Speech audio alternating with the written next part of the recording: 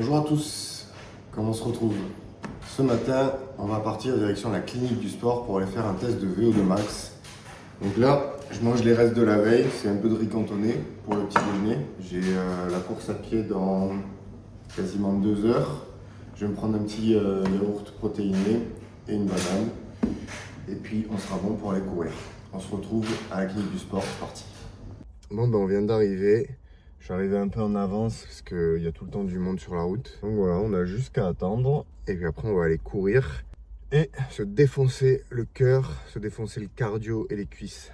C'est bon ça. Allez, c'est parti. Je vais essayer aussi de mettre mon bracelet cardiaque comme ça. Je pourrais comparer et voir si c'est assez précis comparé au test de VO2 max et voir ma fréquence cardiaque maximale.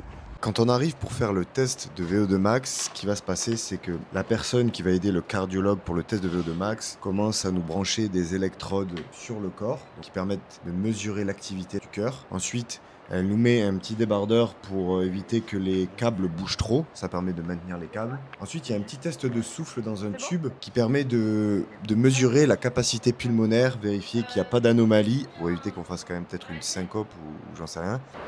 Et du coup, Axel, c'est mieux, enfin, on respire un peu moins bien que je suis. Ouais, ça limite un peu, mais en fait, on n'en voit rien. C'est juste votre air qui est analysé. Mais à la fin, il y a deux choses qu'on prend en compte. Et d'un, ça assèche la bouche, puis ça, voilà, on peut prendre moins d'air. Et de deux, vous êtes au pic de votre capacité ventilatoire. Donc, il y a les deux qui font que vraiment ça suffit un peu. On a beaucoup de volume d'air, on a l'impression de ne pas réussir à en prendre assez. C'est limité un peu. Ça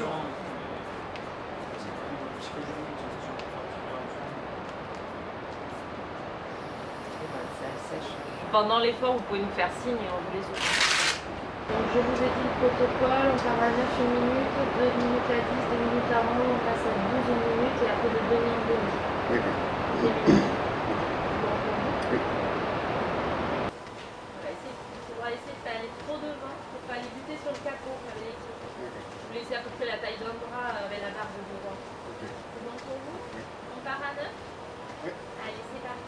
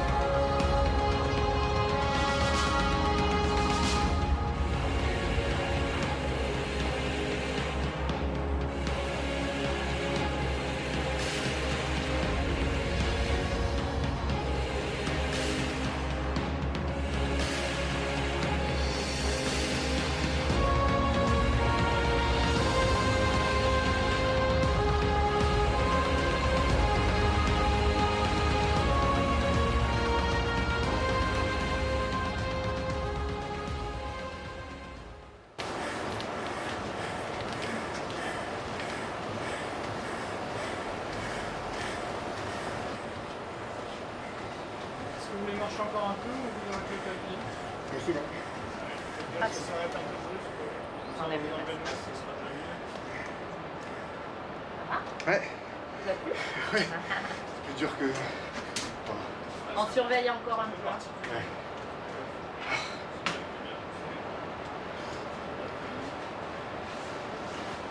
Pas de ressenti anormal depuis la prochaine chute. À la fin, qu'est-ce qui vous arrête? C'est global, c'est les jambes? Je sens que j'arrive, ouais, les jambes et le souffle. Ouais, la suite de la vie. Mais je pensais que j'aurais réussi à tenir parce que sur le tapis j'arrive à tenir les 17-18 mais voilà. Je récupère un petit peu pour regarder. Ok. Merci.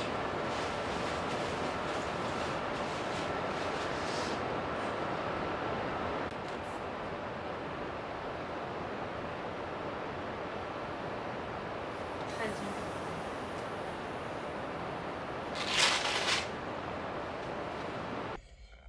Bon, ben débrief post-course.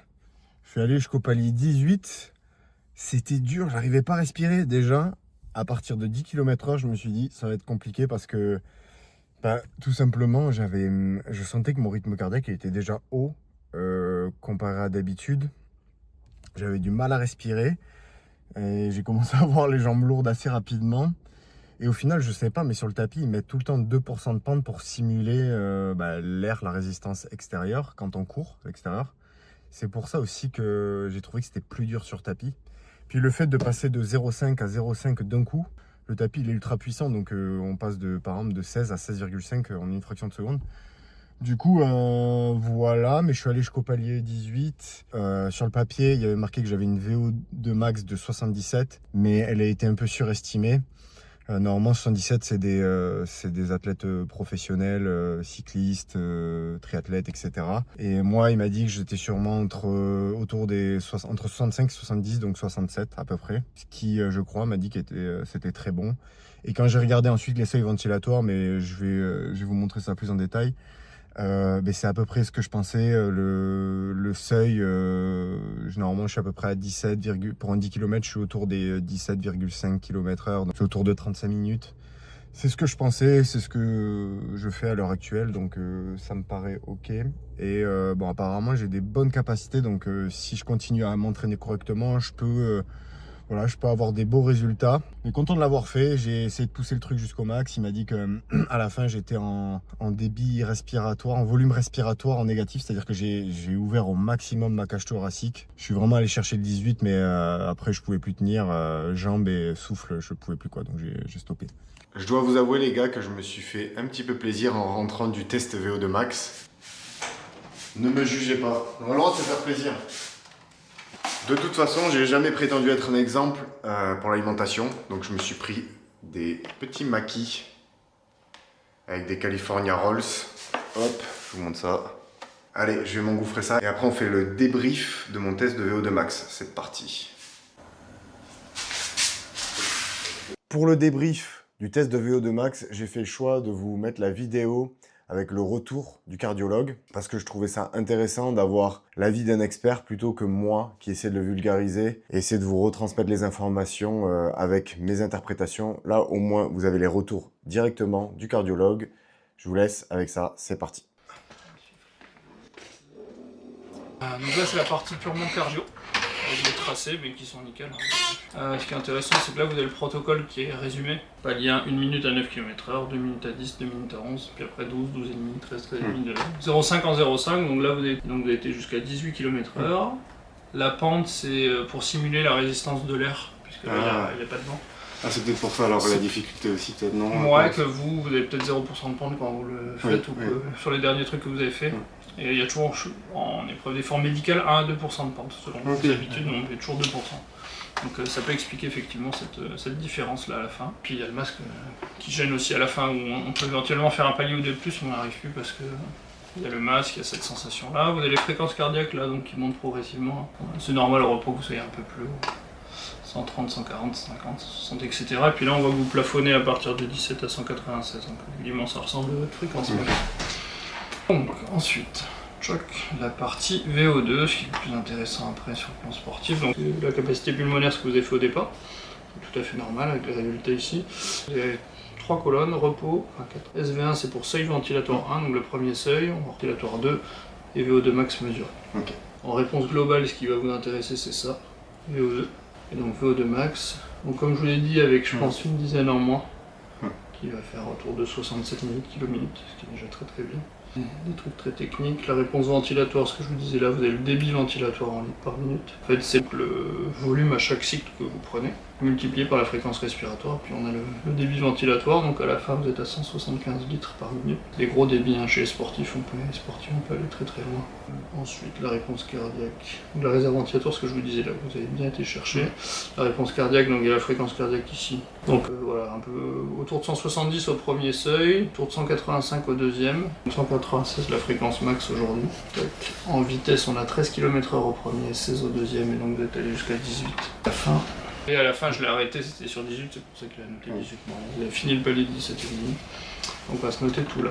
Vous avez donc l'endurance fondamentale qui est par ici. Premier seuil ou seuil aérobie entre guillemets, ou seuil d'endurance. Deuxième seuil ou seuil anaérobie. Je me dis entre guillemets parce que c'est des trucs qui sont discutés par les physiologistes. Tout le monde n'est pas d'accord. Ou seuil de résistance. Et donc le VO2 max, vous voyez, on a un plateau ici. Okay. En fait, le VO2 max, c'est quand on continue à accélérer, on fait passer des paliers ou des watts sur le vélo. Et finalement, le débit d'oxygène qu'on arrive à utiliser reste stable. C'est ça le VO2 max, la définition. Donc là, je vous dis, je pense que ça reste un petit peu approximatif, mais vous êtes estimé à 67 000. Les fréquences cardiaques, donc on a dit autour de 170 ppm, autour de 185 bpm. Alors, c'est des zones de transition, les seuils. À PIM à 170, ça passe comme ça, et à 169, on est là. C'est vraiment des continuums, et c'est des proportions, des filières qui changent de pourcentage. C'est pour ça qu'il ne faut pas se mettre à un battement près. Donc c'est pour ça qu'en fait, plus on s'entraîne dans des zones là, moins on arrive à tenir longtemps.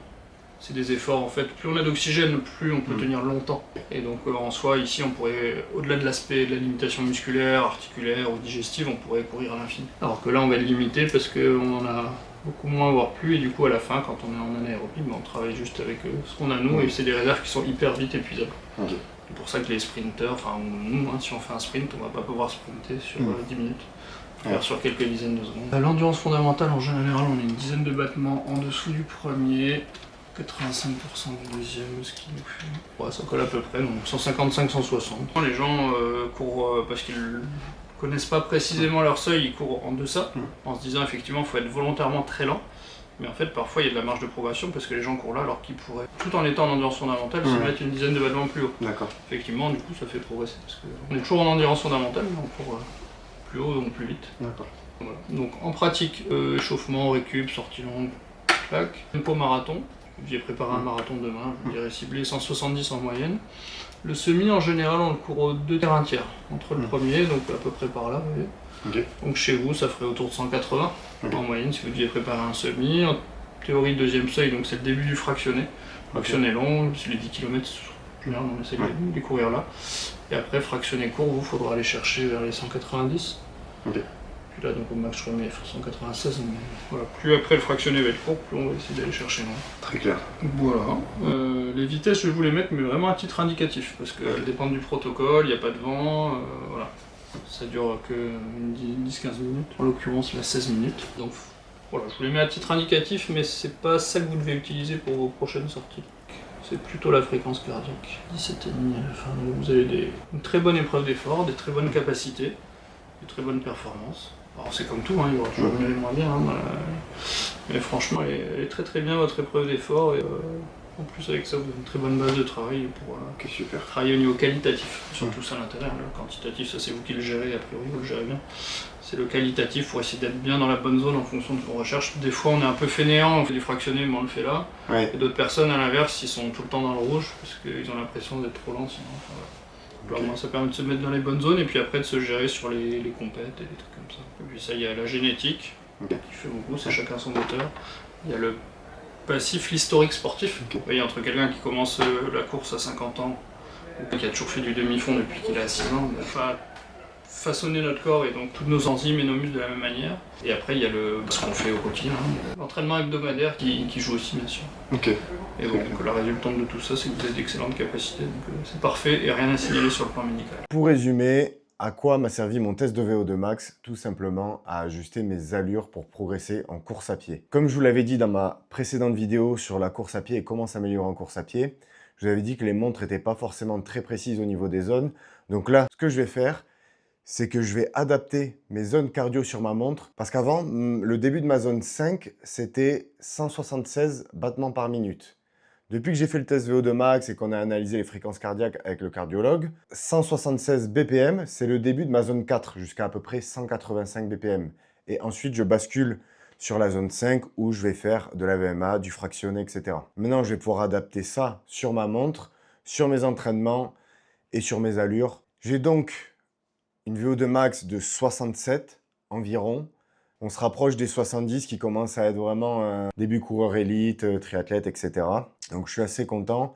Surtout que j'ai fait 18 km/h, mais quand vous voyez sur les stories, que ce soit à la salle d'Aerox ou sur mon tapis de course, souvent je cours à 17 km/h pour mon seuil, même après avoir fait des séances intensives sur les jambes. Du coup, c'est vrai, je me suis arrêté à 18 km/h, mais les conditions font que déjà je m'entraîne énormément et j'ai pris qu'un jour de repos, donc je pense que j'avais encore les cuisses lourdes. Le masque, ça gêne. Donc voilà, pas d'excuses, mais le test fait que peut-être dans la vie de tous les jours, vous serez à 1 ou 2 km/h de plus sur votre tapis, en extérieur, etc. Donc voilà, mais content du résultat. Je me sentais bien quand j'y suis allé, voilà, maintenant on va travailler pour améliorer ça. C'est pas dégueu pour quelqu'un comme moi qui court que, on va dire, 40-50 km dans la semaine. Avec tout ce que je fais à côté, j'en suis assez content. Maintenant, je vais devoir adapter mes entraînements et essayer de fournir des entraînements d'une meilleure qualité. J'essaie d'optimiser et d'aller chercher la meilleure performance possible en course à pied, mais je ne veux pas que ça soit au détriment des autres sports. Le grappling, je suis un grand fan, je veux que ça reste un de mes sports principaux. J'adore la musculation, le poids de corps, donc voilà, je vais continuer tout ça. Évidemment, on va quand même essayer d'aller chercher des perfs en course à pied. Je tenais aussi également à remercier le cardiologue qui m'a fait le test de VO2 max. Il m'a autorisé à filmer, il m'a fait des retours hyper intéressants et voilà, je les remercie. Je donnerai pas le nom de la clinique, je donnerai pas le nom de la ville parce que je crois qu'ils veulent éviter de faire de la pub sur les réseaux pour que les gens viennent. Mais sachez que si vous voulez faire un test, ça n'est pas remboursé par la sécurité sociale. Je pense que la plupart des mutuelles ne remboursent pas ce test. Il faut sortir environ entre 100 et 150 euros de sa poche, donc c'est quand même un test conséquent. C'est pas un test qu'on fait tous les 4 matins, c'est un test qui va durer plusieurs années. Mais voilà, moi là j'ai une bonne base sur laquelle partir. Mais si jamais de votre côté vous voulez faire un test VO2 max, d'abord vous allez voir votre médecin généraliste. Vous lui dites que vous voulez aller voir un cardiologue pour faire des tests. Moi, j'ai 30 ans. Et puis, voilà, je ne vais pas entrer dans les détails, mais il y a potentiellement des antécédents dans ma famille. Du coup, j'avais voulu partir sur ça. C'était justifiable. Et en plus, je voulais faire un test VO2 max. Je suis allé voir un cardiologue. J'ai fait un électrocardiogramme. Ensuite, j'ai demandé à faire un test VO2 max. Et voilà, il faut prendre rendez-vous. Et ensuite, vous allez sûrement dans une clinique du sport, dans la ville la plus proche de chez vous. Et puis, vous faites votre test. Et ensuite, vous aurez vos résultats. Et vous pouvez adapter vos entraînements par la suite. Merci d'avoir regardé la vidéo. N'hésitez pas à mettre un petit pouce bleu, à vous abonner. Vous connaissez le principe. Vous pouvez me joindre sur les réseaux sociaux, c'est Falcops également. Voilà, j'espère que la vidéo vous aura plu. Je vous dis à bientôt. Peace.